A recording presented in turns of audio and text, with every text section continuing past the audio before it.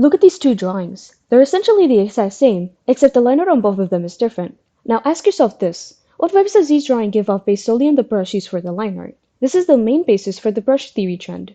In this trend, artists draw over their sketch using different brushes and compare the differences in aesthetics between each drawing.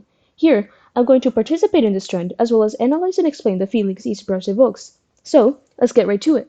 For this first round, I'm going to use the plain old default brush that every art program should basically come with. I'm going to confess to you all right now that I use the default brush almost exclusively in my art, if you couldn't tell already. I don't know, man. I've just never been the type of person to hoard tons of digital brushes, though I do like to experiment with them sometimes. It's probably because of my simpler style that lends into this, since I don't need to use other brushes to get the desired effect I want.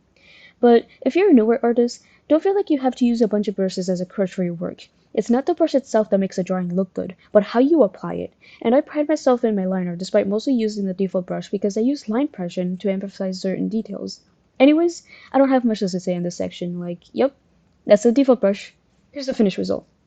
This is one that you might recognize from an older video. It's the rough pen brush that I used for the anti-art stock challenge. Now I know I just gave a whole speech basically glazing the default brush, but don't take this as me telling you to never experiment with brushes, because I never expected to use this in anything else when I downloaded it for that video, but ever since then, I've used it for quite a couple other drawings. Like, this is looking me with this brush.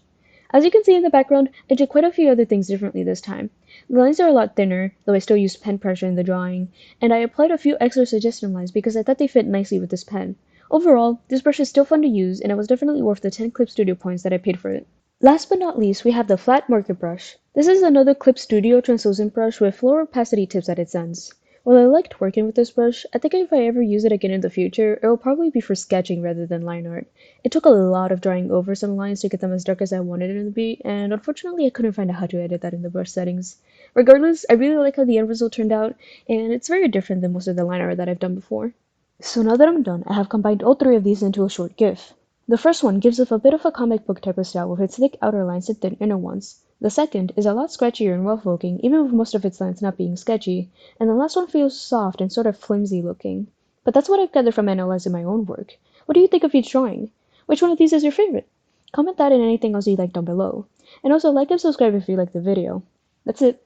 Bye!